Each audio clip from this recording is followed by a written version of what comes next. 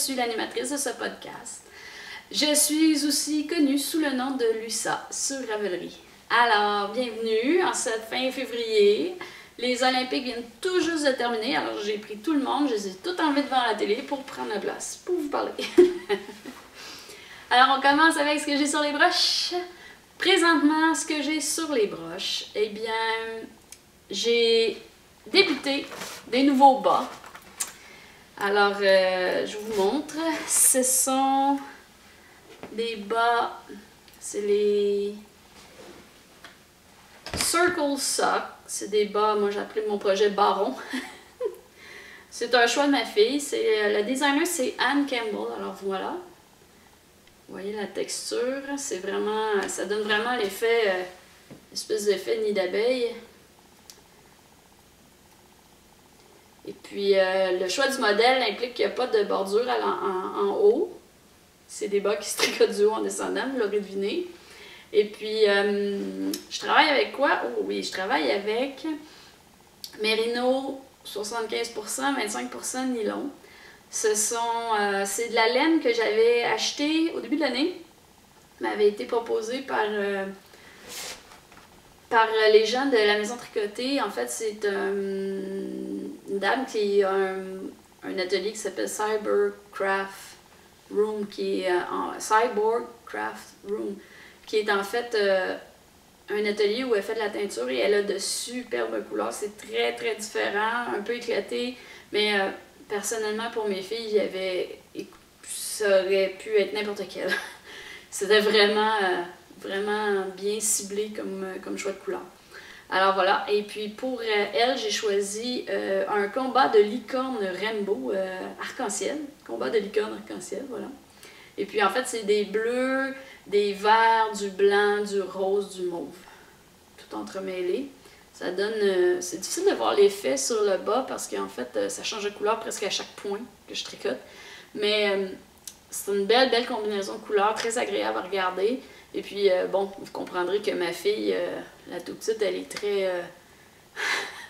très fière de montrer ses bas tellement différents des autres à l'école que le choix des bas cercles était assez facile à faire. Alors voilà, c'est le premier projet que j'ai sur les broches. Maintenant, deuxième projet que j'ai sur les broches présentement, eh bien c'est le retour de mon cardigan.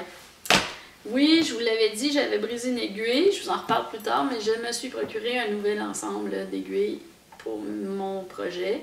Je viens tout juste de les repartir, donc j'ai pas énormément de progression, là, j'ai simplement peut-être quelques rangs ici en bas, tout juste. Je continue de l'adorer.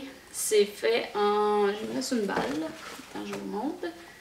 C'est fait en Sokusuo. Et puis c'est la couleur Fontainebleau. Ça c'est 100% mérino.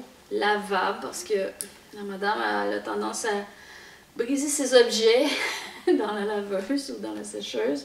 Alors qu'ils ne devraient pas s'y être retrouvés, mais bon, ils trouvent toujours leur chemin vers ce méchant appareil qui brise mes tricots. Ok. Maintenant, ça fait tout pas mal de mes projets sur les broches. Je veux pas en partir trop à la fois. J'aimerais ça terminer mon cardigan pour la fin du défi. D'ailleurs, le cardigan fait partie du défi de la saison. Je vous invite à vous joindre, il y a encore du temps. On termine le 21 mars prochain. Et puis, je vais faire tirer un petit cadeau pour ceux qui participent.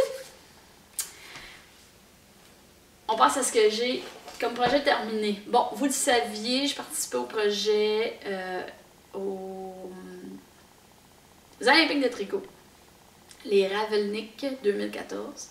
Et puis, dans le cadre des Ravelnik, j'avais choisi de faire des bas, participer à la compétition de bas. C'est pas vraiment une compétition, c'est juste une façon de s'encourager. Et puis, pour ce faire, j'avais joint Team Canada. Et dans Team Canada, on encourageait les participants, les athlètes, à utiliser un produit canadien ou un modèle canadien. Et pour ce faire, moi, j'ai viser les deux. Alors j'ai choisi d'utiliser la Trail Sock de Fleece Artist.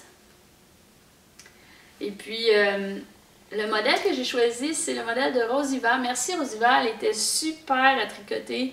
Moi je suis super motivée quand j'ai une grille et ta grille était vraiment simple à mémoriser. Alors ça s'est fait le zoom zoom! Voici le résultat! Ouais! Ils sont beaux, hein? Vraiment! Et puis, comme vous pouvez voir, ce que j'aimais du modèle, c'est entre autres que la bordure du haut, elle est pas faite en code 2-2, ça fait un peu changement, là, 2-2, 1-1, 1-2, bon. On le fait en lien avec le reste du modèle, mais très différent. Il y avait beaucoup de côtes, là, comme vous pouvez voir. Et puis, le talon, il était fait exactement de la même façon que le haut. Donc, ça venait rechercher la suite du modèle. C'est une belle ligne de pensée. Et puis, moi, je me suis rendue jusqu'aux orteils pour le modèle sur le dessus.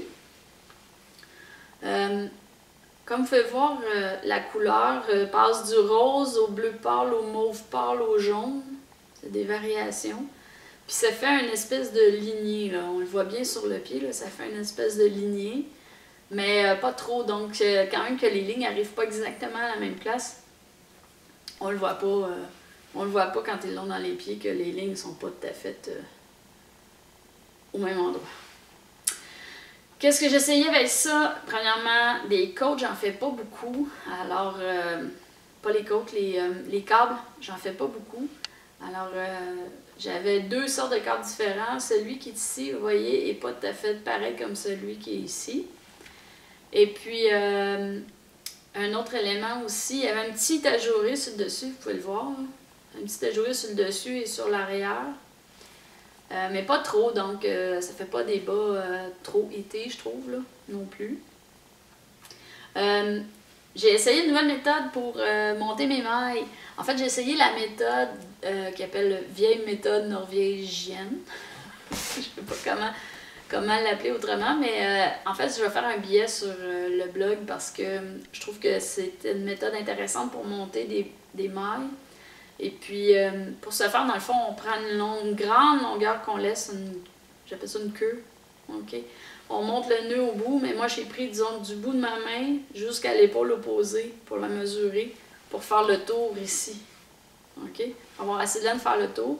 Et puis ensuite, sur deux aiguilles, il y a une méthode qu'on fait avec nos doigts qui fait que ça monte la maille. Je mettrai des liens vers des tutoriels ou je vous ferai un petit tutoriel. C'est vraiment simple, mais l'idée, c'est que ça donne l'élasticité de la bordure qu'on recherche, mais ça fait une belle finition aussi. C'est pas trop, c'est pas ouvert, hein, c'est pas ouvert comme ça, c'est pas baveux, c'est vraiment bien. Vraiment, vraiment bien. Ça va être probablement ma nouvelle méthode pour monter mes mailles sur des bas qui portent du haut. Mais vous me connaissez, je vais essayer autre chose, c'est sûr. Mais pour l'instant, j'adopte. D'ailleurs, l'autre paire de bas que j'ai commencé, je l'ai monté de la même façon pour simplement améliorer ma technique, mais très, très facile. Alors, ça fait le tout pour un projet complété cette semaine. Et comme je vous le disais, je me suis procuré, oui, dans les nouvelles, je me suis procuré un nouvel ensemble d'aiguilles.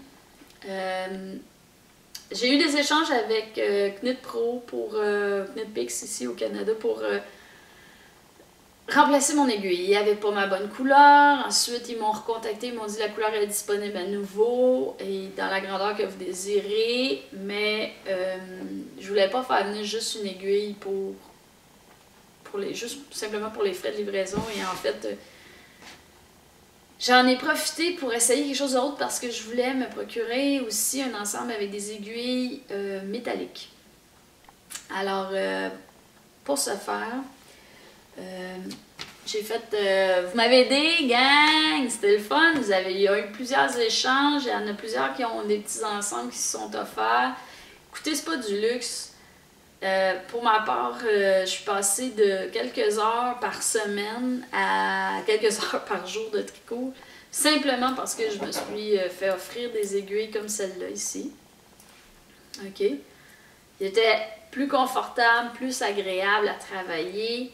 J'avais toutes les grandeurs à ma disponibilité. Je me limite pas au projet parce que j'ai pas la bonne grandeur d'aiguille, parce qu'il faudrait que j'en fasse venir. Donc, je vous le suggère pour celles qui commencent puis qui ont l'impression qu'ils vont vouloir en continuer, ça vaut la peine au lieu d'acheter vos aiguilles à chacun de vos projets, comme je faisais la première année en fait.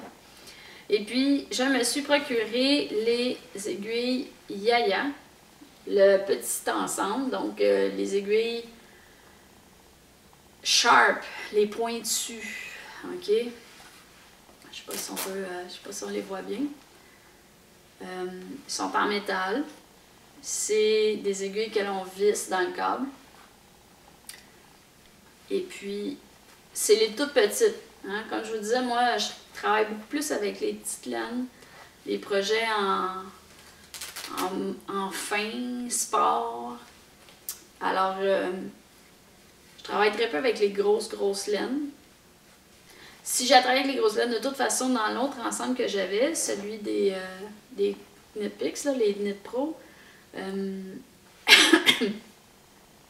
j'avais déjà des grosses aiguilles dans cet ensemble-là. Donc, je les ai encore, là. Je vais pouvoir travailler avec.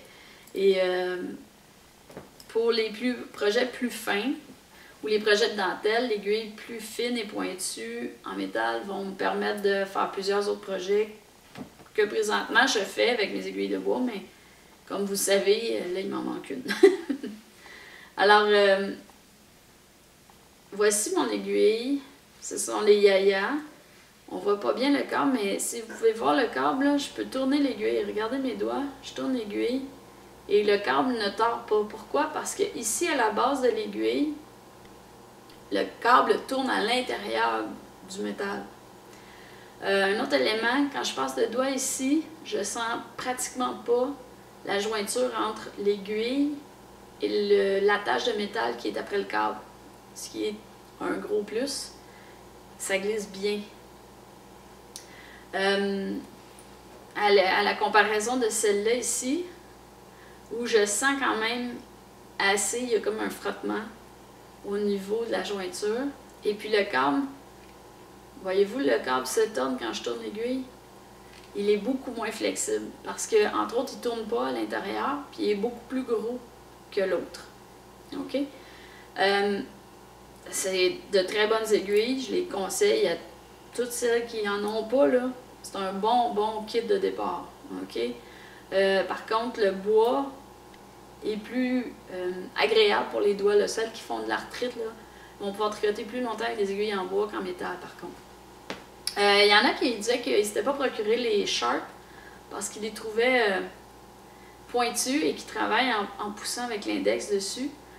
Pour ma part, je travaille plus en frottant le dessus qu'en pesant sur la pointe. Donc, ça ne me dérange pas du tout, en fait, et ça m'arrange parce que c'est plus facile d'aller faire les points qui nécessitent un peu de torsion. Et celle que j'avais déjà, je ne sais pas si vous pouvez le voir, là. La pointe est pratiquement la même, hein? Presque aussi aiguisée. Alors, j'ai déjà l'habitude de travailler avec des aiguilles quand même assez pointues, relativement pointues par rapport à la moyenne. Alors voilà, c'est mon acquisition de la semaine. D'ailleurs, pour celles qui n'avaient pas vu, qui ne connaissent pas cette technique-là, mais vous avez vu que sur mon modèle, j'ai ma ligne de vie. Vous voyez, j'ai ma ligne de vie. Et puis, je l'ai fait en soie dentaire. Pourquoi la soie dentaire? C'était quelqu'un qui conseillait d'utiliser la soie dentaire et puis je l'ai essayé, puis en effet, j'adopte. La soie dentaire est cirée, c'est pas la même. Il n'y a pas la. Elle se défait pas la fibre comme la laine se défait, donc il n'y a pas de danger de piquer dedans pour faire le rang suivant. Et puis, ce qui est facile, puis là, vous pourriez le faire avec celle-là, comme vous pouvez le faire avec celle-là. À la base de vos aiguilles, vous avez un petit trou, un tout petit trou. Pour les Knitpicks, c'est facile, c'est le trou qui vous sert à visser l'aiguille dans la base, tandis que celui-là ici, L'aiguille, elle est vissée avec un espèce de petit caoutchouc qu'on utilise pour mieux agripper l'aiguille. Et puis à la base, il y a un trou aussi.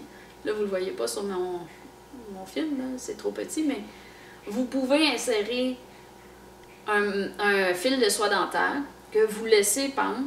Et quand vous tricotez votre rang, votre soie dentaire se faufile au fur et à mesure que vous avancez à l'intérieur de votre maille.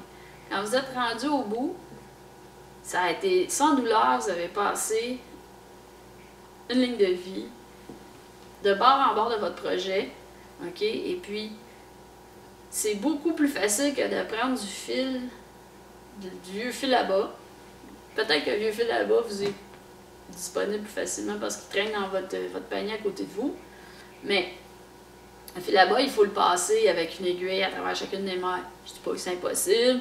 Et puis, vous êtes mieux de faire ça, prendre 10 minutes pour le faire, que de gaspiller 3 jours de travail parce que vous avez échappé les mailles dans une belle portion de dentelle comme ça, qui se récupère super mal pour le faire.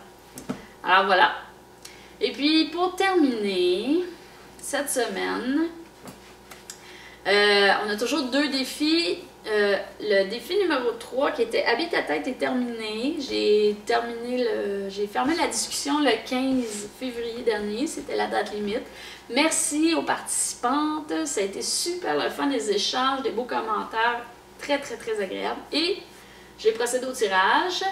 La gagnante du tirage se mérite un 5$ sur Ravelry pour acheter le modèle de son choix. Alors, ça me fera plaisir de lui offrir le modèle de son choix à la limite de 5$. Et puis, la gagnante est... roulement de tambour. Esther Kahn! Bravo Esther! On est super contents pour toi. Alors, je t'invite à m'envoyer par Ravelry ou sur le site de Tricot Josette à ta discrétion le modèle que tu aimerais que je t'offre pour ta participation. Esther nous avait fait un beau modèle de tuque avec, entre autres, de la laine filée à la main. Alors, beau projet. Et puis, pour l'autre défi, qui est toujours en cours, c'est le défi de la saison. Alors, le défi d'août-printemps, quand on reviendra dessus. C'est un cardigan ou un chandail. Vous pouvez vous joindre, hein? Il y a toujours de la place, c'est ouvert jusqu'au... Vous avez encore le temps, d'ailleurs, c'est ouvert jusqu'au 21 mars. Et puis, dans le cadre de ce défi-là aussi, je ferai tirer un petit prix de participation pour ceux qui viennent faire le défi avec moi. Et puis, je pense que ça fait le tour pour cette semaine. Alors, j'espère que ça vous a plu. J'espère vous revoir au prochain. Bonne journée!